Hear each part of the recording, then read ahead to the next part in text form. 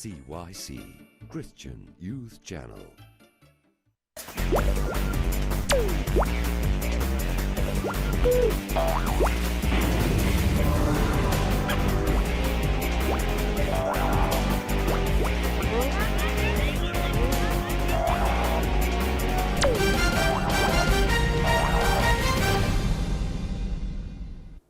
Hi, and welcome to another episode of A.S.K on CYC. So you see them walking amongst you wearing grey, but at first you question if they're nuns. But wait, they're not living in a convent. Some people tell you they're not nuns. Some people tell you they're called consecrated sisters. So tonight we're about to find out what are consecrated sisters and what they're about. So if you have any questions, please send us your questions to 0416 551 292. And if you're courageous enough, give us a call and speak to them yourself tonight on the show. So I'd like to introduce you to our two consecrated sisters, Tasoni Erini and Tasoni Mary. Welcome to the show. Thanks. You're welcome. Thank you. So I want to get into the topic and I want to find out what is a consecrated sister and what's the difference between a consecrated sister and deaconesses. So, Okay. So consecrated. We just thought we'd start off with the definition of a consecrated or consecrate, and as Christians, we're all consecrated to God, and what that means is that we've been set aside to the service of God. But obviously, everybody's got their own sort of way to carry that out, and for us, it's consecrated service, and I'll give it. It's almost like a complete devotion. So time. Mind and body, everything. And so that's how it differs from the rest of God's people, the believers. We've taken that one path where others can take complete monasticism or marriage or just single life. So it's a way of life, a way of living. and is it the same as deaconesses or is it different? Deaconesses is a title that's given to the final level, final rank in the progression of the consecrated sister's life. So that's why it's not wrong to be called a deaconess. It's just that there's another 2-3 stages before you are actually a deaconess. Okay. So if I wasn't aware of what a consecrated sister was, if I saw you and just walked beside you, I'd think by how you're dressed that you are nuns. What's the difference between a nun and a consecrated sister, or is a nun the final stage, or you're trying to reach, or what's the difference? That's what a lot of people think, but it's not. They're actually two separate paths altogether. Okay. I think it's probably better to look at the similarities between the two first, because as you say, a lot of people do think that, the natural sort of progression is to become a nun after that.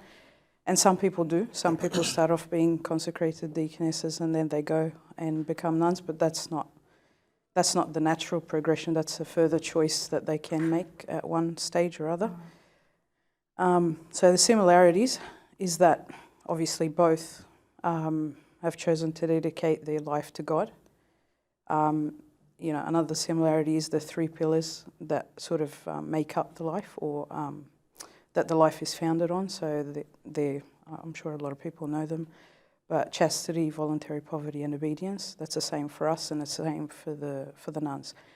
The major difference, I guess, is sort of the activity you carry out in your life.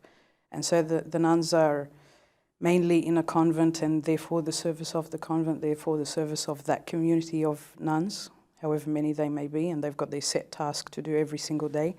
For us, the service for us is to the outside community and to each other as well. I mean, we live in a community as well, but we can go out and serve in a variety of ways, and we can actually go out of the community to do that. Another similarity that we share with the nuns as well is the spiritual canon. So both nuns and consecrated sisters are expected to have a tasbihah daily, midnight praises every day, and to cover the prayers of the A.S.K, and to have her personal and communal prayer time. Of course, the Bible readings and the spiritual books readings, Paradise of the Fathers, all that is common between the two lives. So at the end of the day, it really depends on the person herself, how much she's ready to carry on. I was recently in Egypt, and I was staying in a monastery there, and this monastery was looked after by a nun who I actually didn't know her name. We just called her Tamav, and she was simple. It was in the Said in Upper Egypt, and she had 3 Tassonis helping her consecrated sisters. So they also lived in the monastery and served in the monastery. So is their goal to become a nun through the way they're living at the moment? Do you think? I'm can not we quite make, sure yeah, about can we from the stipulation, can we say because they're serving under the nun and helping her, maybe they have the goal of becoming a Tamav like her? I'm not quite sure about the particular monastery you're talking about, Mina, but as Tosonia said, it's something that someone can choose. Out of the consecrated sisters, we know of a few that have moved on and became nuns, and that is not wrong. It's not it's not discouraged by the church. But whether this is a natural progression, it's not a final rank for consecrated sisters. But if they wish to do so after a certain time they lived in the world and served, then it's not prohibited as such. Okay. But they can maybe live together, and they would still go and do their outside sort of service and come back to the residence or the monastery and do their prayers. It depends on the arrangement they have. I was just going to say the novices of the nuns are sometimes called Tassonis as well, Yeah. but it has again there's 2 separate paths, Okay. so it just depends. Sure. So let's talk about the word Tassoni. What does Tassoni mean, or where did it come from, or why they refer to as Tassonis, or why you refer to as Tassonis? Okay. Tasoni is a Coptic word. So it's broken up of Ta and Soni. Ta means my, and Soni is sister. So basically, maybe, I don't know why they've chosen the title, but the title is very significant of a close relationship that the consecrated sister would have with her served ones. And so the girls and the ladies and the children and whomever that come in contact with her can treat her or confide in her as their own personal family as such, and she becomes their own sister, and they can keep their secrets with her or feel comfortable and free to speak to her about anything. And we tend to always want that type of relationship with our served ones, not to be a surface superficial, but to really get to what they really feel and they really need. Sure. Okay, so going back and talking about deaconesses, I know it's the final stage of consecrated sisters. So let's talk about the differences between deaconesses and nuns. Well, like we said, the major one is basically where the activities are. Like if you go to if you were to go to a convent in Egypt, say, because there's lots of them over there, where nuns are, you would only come across 1 or 2 probably at the gates of the convent, and the rest would be for the service of the convent. And a lot of them have their different things that they produce within the convent. That's what they serve in. But I don't want to go into too much details because it's not really our But what we heard from the nuns so far about their life is that they mainly focused on building a relationship with God alone, and they're not really interested in how the outside world. They actually made the choice to run away from the business of the world and even if it's service. A lot of them were really great servants in their churches, and they chose to drop that and go into monasticism. But I'm sure this is where we come in, like to help with the services. But again, in terms of spirituality, it all depends on the person. It doesn't depend on the title. Like Pope Tawadros, I heard a sermon for him that was given to the Deaconesses last year, 2015. And he said that Deaconesses are expected to, or Consecrated Sisters is another title, are expected to live the life of a nun, but in the field of service. And that's what makes it more challenging and more demanding, because the same spiritual life that the nun is struggling to attain, the deaconess has also this opportunity, plus the challenges of the service and what's facing her in the world. Okay. We just had a question that came in from an audience member. They're asking, maybe this can be asked to the both, is did you ever have doubts? If so, what did you do? Have Doubts about what? about entering into this life.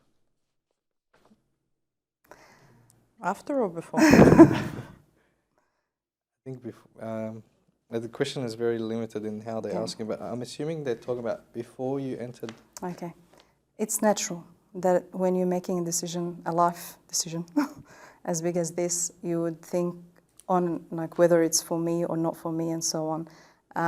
But then that's where someone needs to really take the time and do a lot of prayer and try to seek guidance and really take it slow until they're 100% sure. And usually when the decision is made or when this is the right path for you, then no doubts, no. And if it's a personal question addressed to me personally, no, not after like when the time came, that was it. Can't picture yourself anywhere else. That's when Mary. I was just going to say, sure, you shouldn't really doubt it after you've gone in, but again, we're talking about, normal human beings, and you've got the different wars, etc. Before you come in, obviously there will be doubts because, you're still deciding. That's natural. But I don't know if they're doubts though, or if they're just questioning, like you're trying to figure out who you are and where you're supposed to be and all of that. There's a difference between that and you sort of putting your foot sort of forward and then thinking, oh, no, I've got to go back again. There's a bit of a difference. I'm not sure if I'm making it clear, but so I guess that whole questioning of, oh, is this right for me? I try and find out, am I going to fit for this life? That's the whole point of the first stage or so. I mean, that's natural. Okay. So relating to the audience question about the doubts, so I can now understand where they might be coming from, because what I want to ask you is, now you're going to live a life where you're eliminating children and family, and how did you feel before entering in this life that now you're eliminating having these possibilities?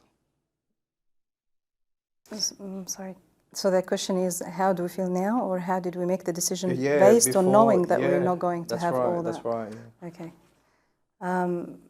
I believe this is part of the decision making. So there are obvious things that it's known to everybody, like even people who are outside of the whole decision making process would know that this path does not include marriage, family, children, seeing them grow, and all the things that any mother would look for. And having all that in mind, if the inside desire for consecration in general is still very potent and there, despite all these things that I know is not going to be present in my life, then it must be the right path. But definitely, it's as the Bible always says, it's a calling. It's not meant to. The Lord Christ Himself says it's not for everyone, but when it is, it's very clear. Sure. Just a reminder to our audience, please send your question to 0416 551 292. If you don't ask, you'll never know the answer. So please send us your questions or give us a call, and we'll answer a few live on the show tonight. So I want to talk more about the ranks. So what are the different ranks in the consecrated sisters and deaconesses? Me personally, I don't like the word ranks. I prefer, just in Christianity, I don't think we should use the word ranks, but I prefer like progression, because the last two, say, steps of progression, if you like, are not necessary, I don't think, and not everyone's going to go through them. So the first one's when someone comes into the house and shows, expresses their interest. Yeah, I want to see what this is about, and they usually come in. There's no formal sort of entry step, so to speak. They just check out, am I going to be able to live in this community? Am I okay with the style of their day, the style of their prayers, the rules, the community itself, the type of life? It could get hectic at times. all that sort of stuff. And then the first sort of formal step will be the beige uniform, which is the novice, or call it a novice. Tasoni's got another set of names for them, which the church also uses. Throughout the beige, that's when you actually get into the service as well as the community. So you've got the two sides now. How long is that period? Well, it's meant to be 3 years, at least 3 years. Wow. So there's no It's a real lengthy period, yeah. There's not a Sorry to interrupt, but those periods are on paper, so it's sort of the minimum threshold. Okay. But then, whether they exceed or not, that depends on how the confession father, the priest in charge of the house, and the community in the house, and the person that's requesting consecration herself feels about the situation. But it doesn't have to stick to the. So where does the sole decision lie upon? It's a joint. Communal? Yes. Okay. Everyone has to be comfortable and at peace. Sure. Mm. Oh wow. Okay. And then the next progression. After the novice. The novice, yeah. That's when the grey comes in. The grey. And that's consecrate. The level is called consecrate. And, then that the person is sort of confirmed in the path. And then from then on, the colour does not change. The colour remains grey. Yeah. But then it should be on paper again, after 5 years intervals. Wow. The consecrate can move to a subdeaconess, and from subdeaconess to a deaconess. And that's where it stops. And it's important to highlight that these titles or names are not ranks, as such as Tasoni said. It's mainly just extra responsibility that's given to that person. So maybe she'll just get involved into more things than before. Yeah. So the periods are very lengthy. Like monasticism doesn't ask for these periods. Pope Shenouda actually commented on that. He said that, the church, being a mother and all, likes to make sure that deaconesses or consecrated sisters are in the world, and they're faced by so many challenges and temptations and so many things. So it's unlike monasticism. He's actually said in monasticism, the lady would walk in and try things out, and then gets granted, I think, I'm pretty sure they're 3 years in just grey clothes, and then after that moves on to blue first, and then grey, and then moves on to black. But the intervals are small. And that's because there's not much to think about except whether she wants to be a nun or not. But when it comes to consecrated sisters, they live in the world, so they have to make sure that they can handle this. They can see everything that they're not doing, as you said earlier, in front of them, and yet be happy to still move on. Okay. Before they're locked in. Yeah. My producer tells me that you have a funny story about the tunic colour. Yeah. I shouldn't have told her that story before we started. Okay. No, I was just going to say one of the major decisions you have to make is to be happy with the fact that you're wearing grey for the rest of your life, because there's no other colours. I'm not sure that I can tell the actual story, but yeah. Please share it with us. Yeah. No, it's all right. I was just like, as a joke, I was just when I came to put on the grey uniform, they were saying, it's time we should change it into the grey, and I said, but all this time I've been waiting for them to change it into burgundy, and they kind of got shocked. I'm probably the only person in history that said that to the bishop and the priest and that, but that's it. They took it lightly, thank God. Well, they didn't change it, so I'm a bit cut about that, but that's all right.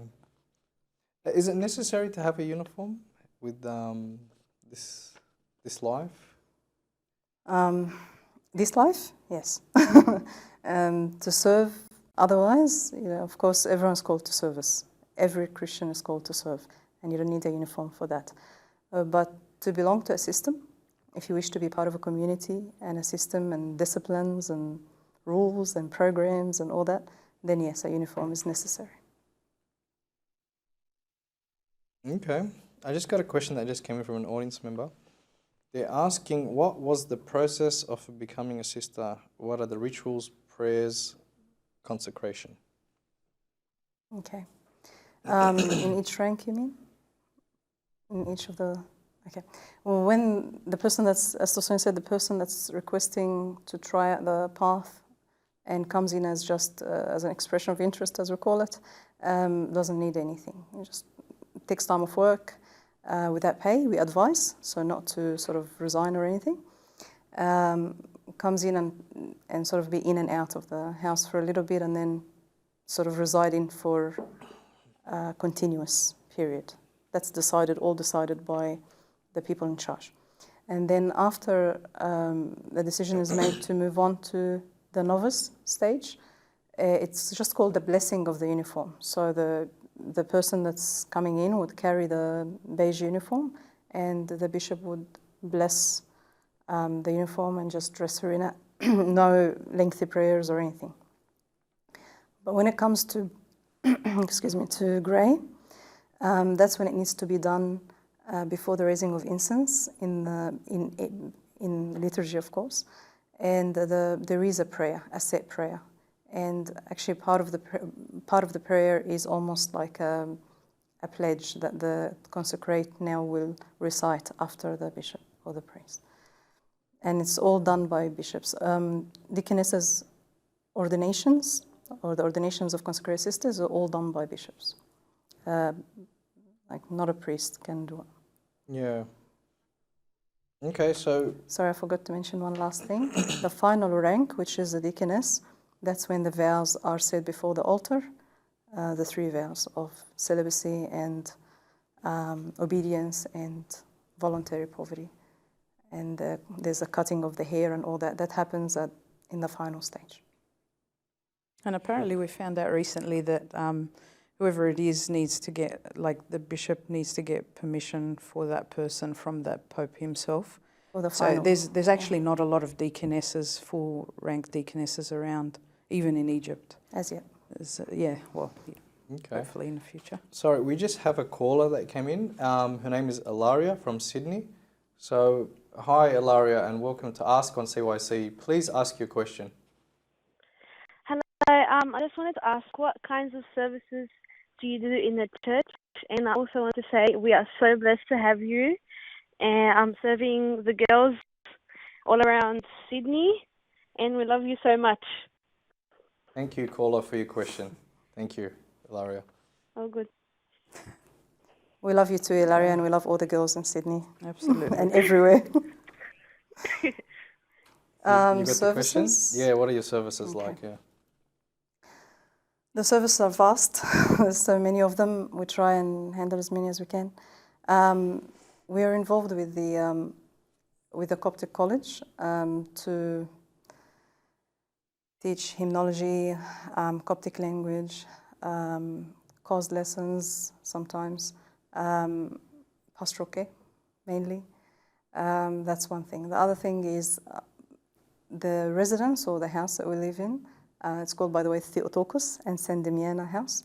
And we hold a lot of services out of the house and inside as well. So those are the 2 categories, inside and outside. Outside, as I said, there's the schools, and there's also the different church services. When St. Mark's Festival is in season, there's a lot of involvement in that as well. Arranging for theatrical performances and the theory curriculum as well, along with other servants, of course. Sunday school is also part of the deal. We also have the service for the newcomers. That's a very demanding one as well, since there's heaps of people arriving into Sydney lately, and it's always been the case. We just try our best to help them settle in smoothly hopefully without facing too many challenges. And then, I don't know if there's anything else outside before I get inside. That's pretty much it. From memory, that's it. And then inside the house, we hold regular meetings. We have an annual conference, all that for ladies only. Ages can vary. We have some of the services addressed at younger ages, others at senior and uni and working youth. Conferences once a year, seminars on a monthly basis, meetings on a monthly basis. We are reviving our Alhan lessons. We used to have Alhan lessons every week. We're starting that soon again, hopefully. we all tasbihas on a weekly basis, and that's when we encourage the girls and the ladies to join in as well. And we've got like, I think inside, like the activities that the house runs itself are divided into subcategories. You've got the annual stuff, which is like the annual function. We've got a... The annual function is, it happens once a year, yes, but it does involve so many people from different churches, different skills. Sure. And they contribute either in the performances or in the ground help set up the actual place, the cooking, everything. And it caters for about 400, 500 people a year. And it's like it's held on a particular day, but it takes sort of months to obviously build up to that. We also do like the conference. There's an annual conference. There's a new discipleship program that we've started only last year. We've only held the trial run for it last year, but we hope it's going to be either once a year or twice, if I can get Taswani on board with that. It was really successful. It was really good. We heard some very good feedback from it, thank God. It was actually called WASH, W-A-S-H, standing for Watch, Always, Serve Humbly. And for the duration of the time that the girls stayed, the ladies, so they were a bit older than just normal girls, so they were in uni and up, I think. Tertiary and up. They stayed for the whole 5, 6 days, 7 days, I can't remember. And they did all variety of things, inside and outside, serving, going out to nursing homes or packing up homeless, packages for the homeless. Must participate in all the prayers, tasbihah, Bible studies, A.S.K. So they did all the spiritual side. The day was divided really nicely. Sonia's great at that. So she had the spiritual segments embedded in all the different services, and then spiritual again. And so it was really nice. Sure. So with your services and tasks, Sonia Mary, how are they delegated to you, or do you get to choose which ones you're involved in? If they're run by the house, I think we've got the flexibility to kind of, obviously we've got, we do run it past, Tasoni's looking after the house internally, but she runs it past, a priest that's looking after us as well. But we're pretty flexible. When it's run by the house, we kind of... So if there's something that you feel passionate about, you can request to do it? Like that WASH program, we've been wanting to do it for a couple of years, but it's not so much what we want to do only, it's what we see people, like the girls want. So if, the Al-Hain lessons, they've been asking for it, so we're going to do it because they need it or they want it. The WASH program, they didn't so much spell out that it's a WASH program, but they wanted to stay over and do stuff with us. And so we thought, okay, we'll come and see what are some of the stuff we do. One of the good things, say, with that one was it gave them an opportunity to live in a community of there was 9 of them plus the 2 of us. And they were like, we kind of, I don't know if it was the theme, but we kind of said, let's concentrate on showing love to each other throughout this week. And so they were doing things anonymously for other people. And that was my favourite part of the whole entire thing. But, those sorts of things. The biggest thing that I guess the house runs, and it's really, really needed, is the retreats. So groups of, every church that wants to come, groups or individual retreats. And they're, like we have a scheduled program. And unless that out, that's probably the biggest main thing. One. It's the biggest and most ongoing. So people will either come in groups, and we've had, and they vary in sizes. We've had groups that are, that are close to 15 to 20, and they were really fun. I mean, they almost sent us a little bit crazy, but generally they're pretty fun. And then we've had the quieter ones where they've just wanted to come individually. And again, they're run, there's a program for both the group and individual retreats. But if they ask for a particular thing more than another, then we try and accommodate. Okay. Just to mention something about the retreats, there are forms. It's just a simple form that needs to be signed by the confession father for everyone that comes in. There's a group form and an individual form, and just to obtain this, if you can get through to us, how or get our phone number from your parish priest, and we'll be happy to host it. We usually book that on holidays, but if we can get the forms early enough, we can accommodate for it. Okay. I have one final question for you, and hopefully this could inspire some young women out there.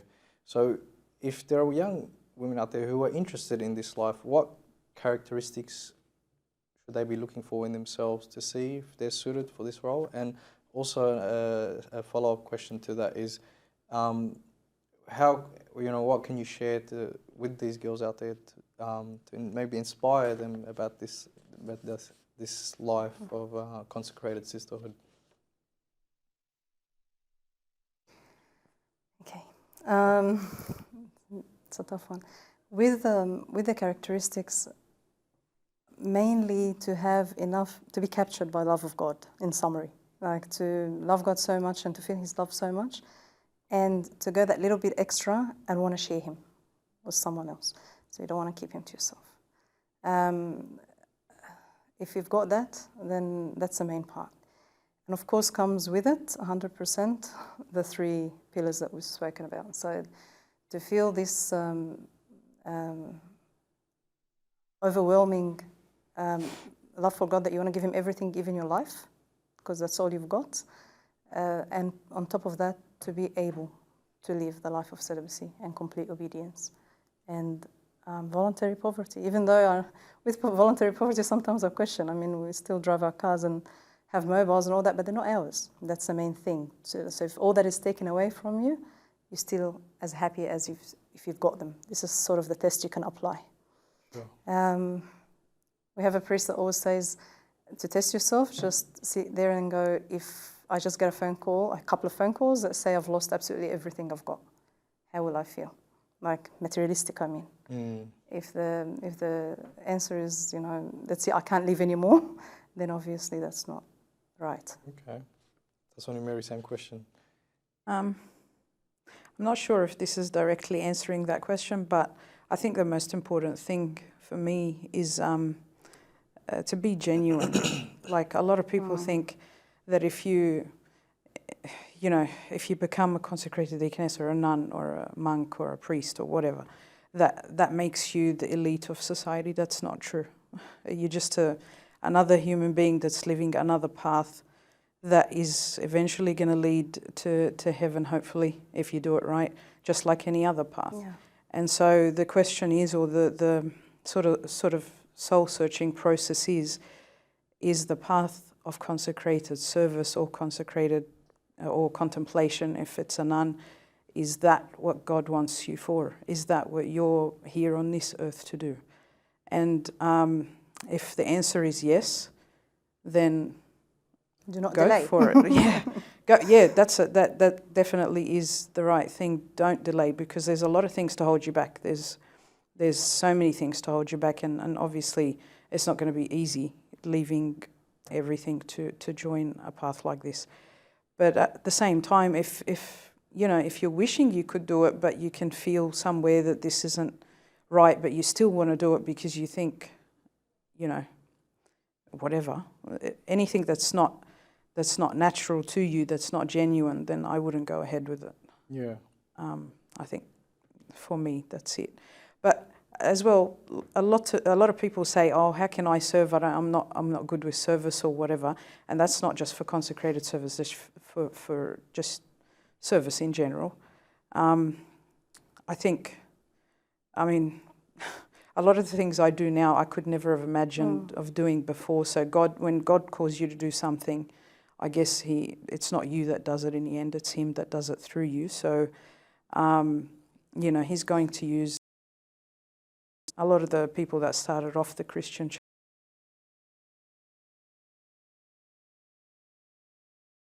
Sort of.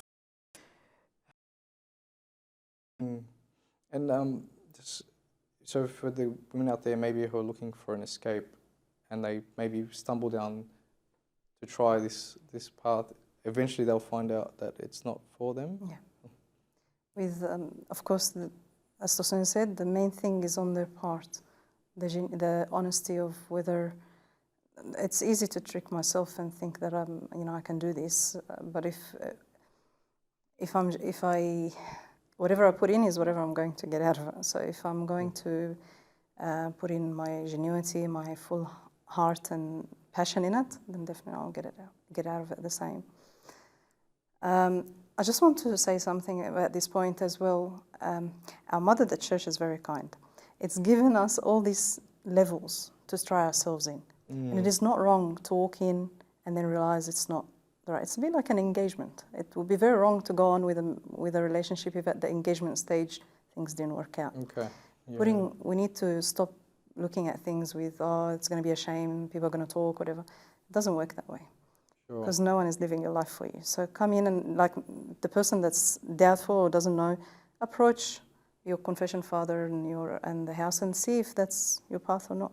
Okay. Sometimes fears keep us back, but it would be very easy to take the plunge and go for it. Thank you for that. We actually have another phone caller that just came in. We have with us Myrna from Sydney. Hi Myrna, please ask your question. Welcome to Ask your question. Hello, I just want to say hi to Tony. And my question is, I want to know about your spiritual life. You know, how you provide many services. Thank you for providing many services and having us all the time and answering our needs. But my question is, how do you actually do your spiritual life? How do you find time to do your spiritual time? Okay, thank you Myrna for your question. Thank you. I thought she wanted to know how we're going spiritually. I was going to say, that's a bit personal. I guess the question is, with all these services, how do you manage to fit in the spiritual life, right? Okay. It is very important that we, again, that's for everybody, not just for the consecrated people, that God comes first. And so if I'm, just like anybody else in the church, if I'm going to start the day with that prayer, and if I'm going to end it with that prayer, then I really haven't lived that day. So we are very careful with our program to always start with prayers, and before we step out of the house, we would have covered a lot of our spiritual canon. Everyone's different on the Bible reading, but we do have a session where we read together the Bible and the Paradise of the Fathers in the morning of every day. And that's just to make sure that the minimum reading is done. And then after that, it's up to each Tasoni to fit in the middle by the end of the day. More of the Bible and more of the Paradise of the Fathers and any other spiritual book she wants to read. A.S.K prayer is done again at night before the Tasbihah, and then Tasbihah is done every night of every day. Spiritual meetings are attended also throughout the week, and more than one Mass is attended throughout the week. These are the minimum requirements, and then whatever comes after that is personal between the Tasoni and her confession father. But a lot of the prayers are recited as well. By the time, the more we live in this path, we learn more Psalms off by heart and A.S.K parts, so that we can, even if you're caught outside, you can still pray, and you can even pray the Psalms, repeat them, different odd times of the day when you're driving or when you're with people, whatever. Sure. I just got a question that just came in. Maybe you can answer this one, Sonny Mary. What advice would you give to the ones who feel they have been called to the consecrated life but feel unworthy and scared? So they feel the calling, but they're scared and feel unworthy. That's it's a double-edged sword, isn't it? Yeah. To feel unworthy. You can feel unworthy to the extent that you don't actually carry God's plan out for you. And then that becomes a... Can I just clarify that nobody's worthy?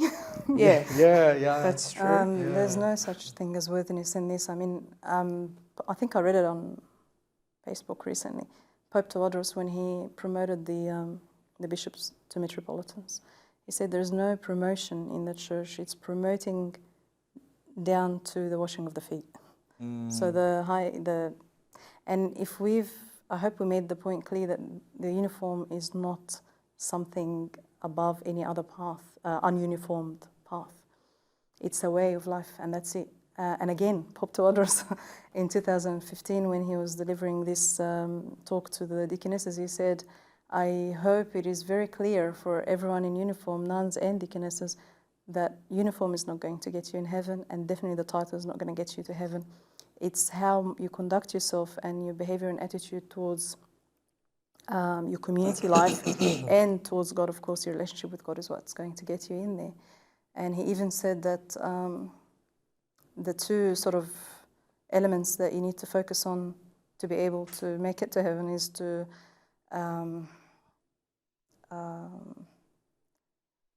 the endeavoring and that part in the morning prayer. The enduring and bearing with one another in bearing love. with one another in love, and endeavoring for the unity part.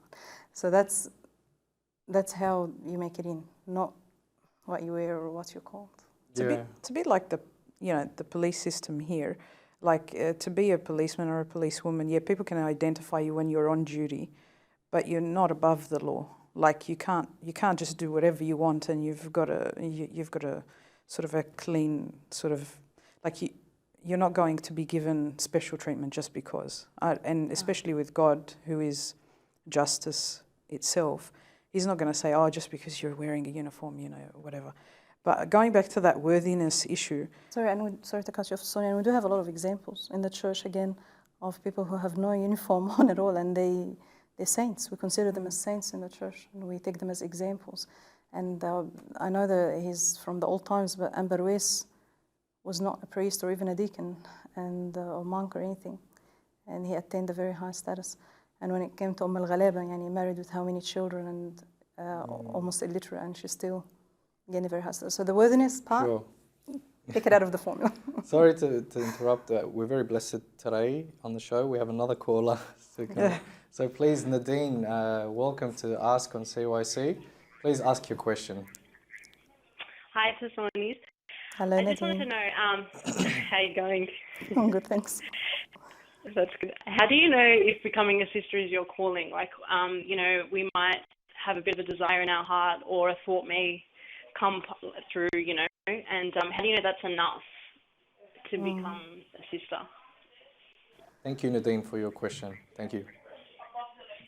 I think we were talking about this not too long ago, actually, and we said there's actually two sides of it. There's God calling you, which you can't go anywhere without that happening, but there's also your response to that call, because he gives us free will, so we can respond to the call with a yes, or we can say no. And he doesn't sort of curse us for the rest of our lives. I don't know if this is suitable, but we've kind of used this analogy. God is like a navigator, whichever way you end up going, he kind of redirects your route to the right destination. But if you really feel that call, my personal, what I would suggest you do is be very honest with your confession father, and he's really the one that's going to be able to help you along the path. But also be careful that you don't have, going back to that navigator example, you don't have the destination there. So it's sort of, when I say destination, I don't mean, your eternal life, but you don't have, I want to be a consecrated sister and that's where I'm getting to, or a nun and that's where I'm getting to. You have in the sort of destination bar, where shall I go? And then God would lead you through your confession father, if you're genuine, if you're honest. And even, we've even talked about that in the past, even if for some odd reason you find yourself in consecration or monasticism and you, for some odd reason, read the wrong signals, or I don't want to use the word signals, but you got it wrong for whatever reason. If you genuinely apply yourself to that path, he's not going to knock you back. That's my sort of limited opinion. I don't know how God works. I really like your example of the navigator. Sometimes I get in my car and go, I'm not going to turn the navigator on. I'm a man. I need a navigator, but really, we do need a navigator, especially in our spiritual life. Thank you for that example. I'd like to thank you guys for coming on the show. It's a pleasure having you both to Sawnies. It's a big blessing. And we saw with the phone calls and the questions coming in from the audience. It was a pleasure having you on Ask on CYC. Thank you. Thank you. It's a pleasure coming here. Thank you, Mina. Thanks, Mina. Thank you to our audience members who tuned into tonight's show. I hope tonight's show has been enlightening for you, especially if you're thinking about entering into this life, this sacred and beautiful life. So Please, if you enjoyed, let us know. And if you have any suggestions for any more topics, let us know by sending us your suggestions to 0416 551 292. I'm Mina Ibrahim from your CYC studios in Sydney. Good night and God bless.